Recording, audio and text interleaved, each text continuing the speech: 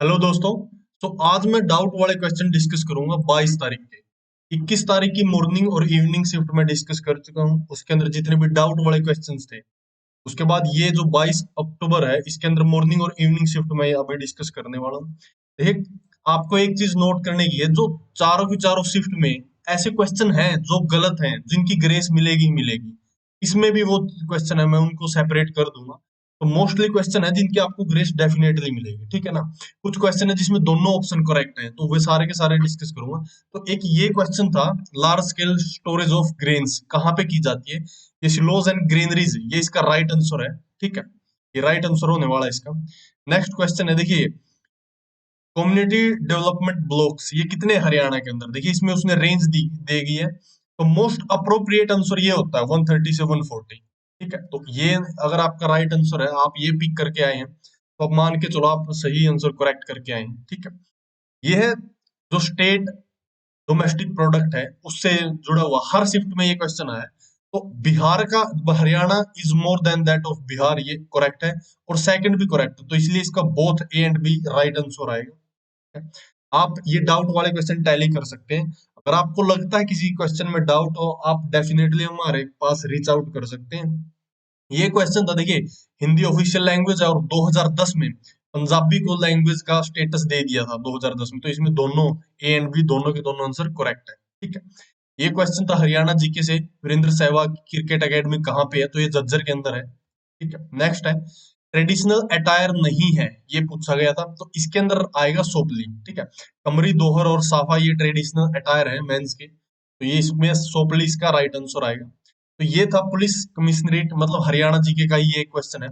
तो इसके अंदर 5 पुलिस कमिश्नरेट है, ये क्वेश्चन ये इनकरेक्ट है, क्योंकि हरियाणा के अंदर 4 है, जबकि 5 तो पुलिस रेंज है, ठीक है।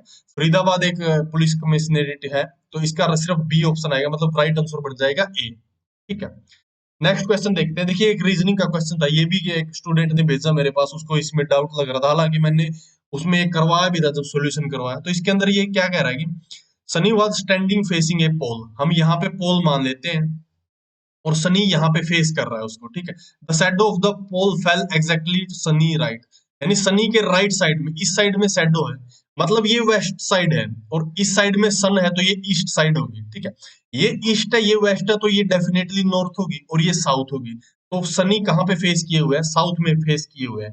मैंने उसके अंदर ये करके नहीं दिखाया था, इसके एक्सप्लेनेशन नहीं दी थी, लेकिन आपको आंसर जरूर बता दिया था, लेकिन एक्सप्लेनेशन की डिमांड आ रही थी।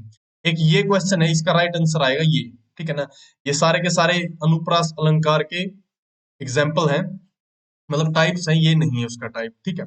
देखो, ये क्वेश्चन है, ये भी इनकरेक्ट की कैटेगरी में मान सकते हैं आप, क्योंकि जो इसके अंदर फंक्शनल यूनिट है, ये 6 है फंक्शनल यूनिट, लेकिन इसके अंदर 6 ऑप्शन नहीं है, तो नियरेस्ट ऑप्शन ये दोनों हो सकते हैं। तो इसकी आप मान के चलो, ये डाउट में रख के चलो कि इसकी आपको ग्रेस मिल सकती है, ये भी इनकरेक्ट आंसर है।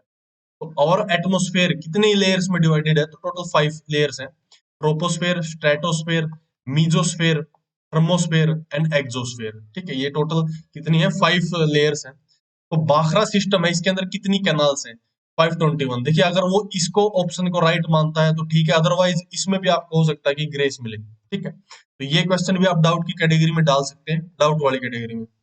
नेक्स्ट क्वेश्चन है, देखिए, भारत रत्न अवार्ड से पूछा हुआ था 2019 का। हालांकि 3 पर्सन है, 3 पर्सनैलिटी है जिनको मिला था, तो इसमें दोनों के दोनों आंसर करेक्ट है, तो ये में डेफिनेटली इसकी ग्रेस मिलने वाली है आपको। तो इस क्वेश्चन को भी डाउट में या फिर एक मार्क्स इसमें काउंट कर सकते हैं। तो दोनों, प्रणब मुखर्जी और भूपेन हजारिका, इन दोनों को ये भारत रत्न अवार्ड 2019 मिला था, ठीक है। तो ये वो क्वेश्चंस थे मॉर्निंग शिफ्ट के जो मैंने डिस्कस किए। अगर आपको लगता है कि इसके अलावा भी कोई क्वेश्चन है जो डाउट की कैटेगरी में आप रख रहे हो, तो आप हमें व्हाट्सएप पे या फिर टेलीग्राम पे वो शेयर कर सकते हो, we will definitely reach out करेंगे उस पे। तो अब मैं डिस्कस करता हूँ इवनिंग शिफ्ट के। इवनिंग शिफ्ट को जल्द ही हम ऑन बोर्ड उसको डिस्कस करेंगे। इसके अलावा काफी सारे जो कैंडिडेट्स है, उसकी उनकी क्यूरीज आ रही थी नॉर्मलाइजेशन को लेके। देखिए, एक डेडिकेटेड वीडियो रेडी है नॉर्मलाइजेशन पे, उसमें मैंने हर चीजें, हर पॉइंट डिस्कस किया कि भाई किसके मार्क्स घटेंगे, किसके बढ़ेंगे, और नॉर्मलाइजेशन कैसे अप्लाई होगा, ठीक है। सारी की सारी इन डिटेल में वो मैंने डिस्कस किया, और वो जल्द ही चैनल पे अपलोड हो जाएगी। तो ये क्वेश्चन था कि इलेक्टेड मेंबर्स को क्या कहते हैं, तो उनको वार्ड मेंबर्स यानी पंच बोला जाता है, ठीक है। ये एक तरीका भी है कि आपको एक ऑप्शन, जब आपको नहीं पता, डाउट है, तो उस पे लिखने का। देखो, इसमें क्या करता है एग्जामिनर, उसका जो अदर वर्जन है जिसका दूसरी लैंग्वेज में आप यूज करते हो उसको भी साथ में दे देगा। तो जो ऑप्शन थोड़ा सा लार्ज हो जाता है उस ऑप्शन की तरफ आपको ज्यादा अप्रोच करनी चाहिए क्योंकि वही उसका करेक्ट आंसर हो सकता है। सेवंथ इकोनॉमिक कंसेंसस कब 2019 में कंडक्ट की गई थी? ठीक है। तो देखिए short plants with green and tender stem, तो उन प्लांट्स को हम किस क्या बोलते हैं? उनको हम हर्ब्स बोलते हैं। तो इसका राइट आंसर ये आएगा। हो सकता है आप हर्ब्स में और सर्ब्स में इनमें कंफ्यूजन में हो, लेकिन इसका राइट आंसर आएगा हर्ब्स। ठीक है ना। इसके अलावा देखिए प्योर गोल्ड है उसको हम ज्वेलरीज में यूज नहीं करते, उसके में अंदर कुछ अलॉयज मिलाए जाते हैं, तो सिल्वर और कॉपर इन दोनों के अलॉय को मिक्स किया जाता है तो उनको हार्ड बनाने के लिए। ठीक है ना। तो dough of bread rises, why rise करता है? क्योंकि उसमें यीस्ट सेल की ग्रोथ हो जाती है। वेरी वेरी इंपॉर्टेंट, मतलब ये सारे साइंस की क्वेश्चन है, बेसिक क्वेश्चन है जो आपको एनसीईआरटी में देखने को मिलेंगे।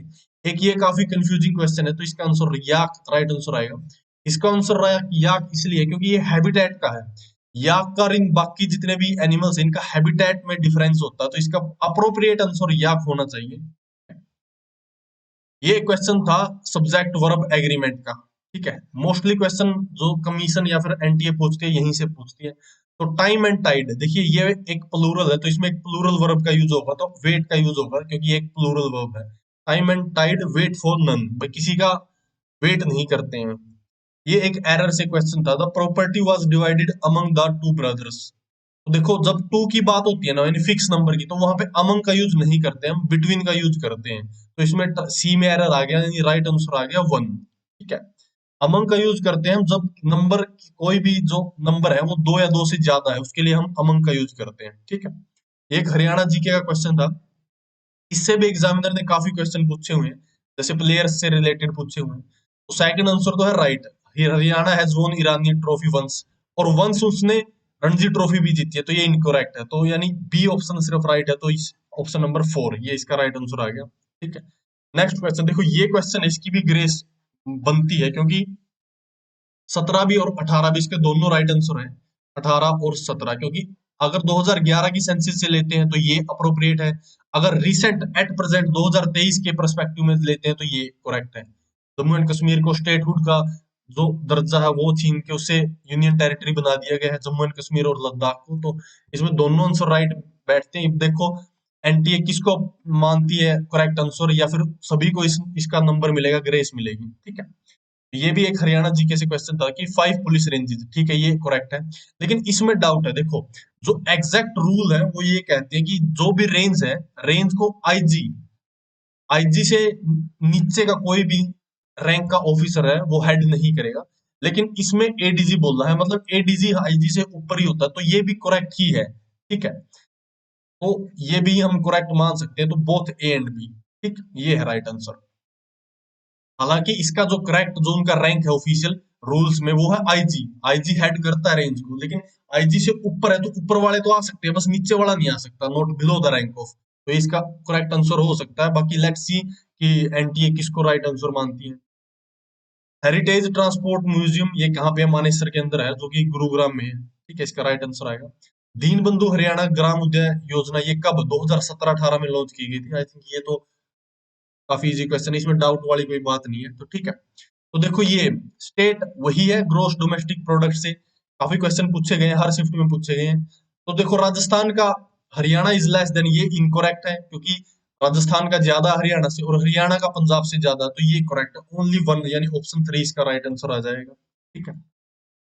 देखिए इसमें भी काफी डाउट हो सकते हैं क्योंकि ये जो डाटा है ये वेरी करता 2000, ये 2020-21 का डाटा है। तो अगर उसने 2023 के डाटे पे पूछ रहा है तो ये मतलब ये चीजें इसलिए डाउट में कंसीडर कर सकते हैं आप। ठीक है। तो national academy for custom indirect tax और नारकोटिक्स ये कहाँ पे है? ये फरीदाबाद के अंदर है। तो आई होप ये सारे वो क्वेश्चन है जो डाउट वाली कैटेगरी के थे। तो आपने उम्मीद करता हूँ ये टैली कर लिए होंगे। और जल्द ही नेक्स्ट वीडियो नॉर्मलाइजेशन पे है जिसमें मैंने हर चीजें डिस्कस की है। नॉर्मलाइजेशन कैसे अप्लाई होगा, ग्रुप डी में उसका क्या इफेक्ट पड़ेगा, किसके मार्क्स बढ़ेंगे किसके कम होंगे, नॉर्मलाइजेशन कैसे अप्लाई होगा, प्रैक्टिकल मेथड से मैंने समझा है कि कैसे हर कैंडिडेट पे कैसे उस चीज का इफेक्ट पड़ेगा, इसके कितने बढ़ सकते हैं, हर कैंडिडेट के अलग से बढ़ेंगे। ये नहीं है कि किसी के सबके सेम बढ़ रहे हैं, किसी के 5 बढ़ सकते हैं, किसी के 2 बढ़ सकते हैं, किसी का 1 बढ़ सकता है, किसी के 5 कम हो सकते हैं, किसी के 7 कम हो सकते हैं, तो ऐसे वैरी करेंगे। सारी चीजें डिटेल में डिस्कस की है मैंने। तो कल या परसों में वो वीडियो ऑन एयर हो जाएगी, आप सभी के पास मिल जाएगी। तो this is all in this video. अगर इसके अलावा भी आपका कोई डाउट है तो प्लीज लेट मी नो, हम डेफिनेटली उस तक रीच आउट करेंगे। So this is all in this video. Thanks for watching and stay tuned with स्टडीग्राम।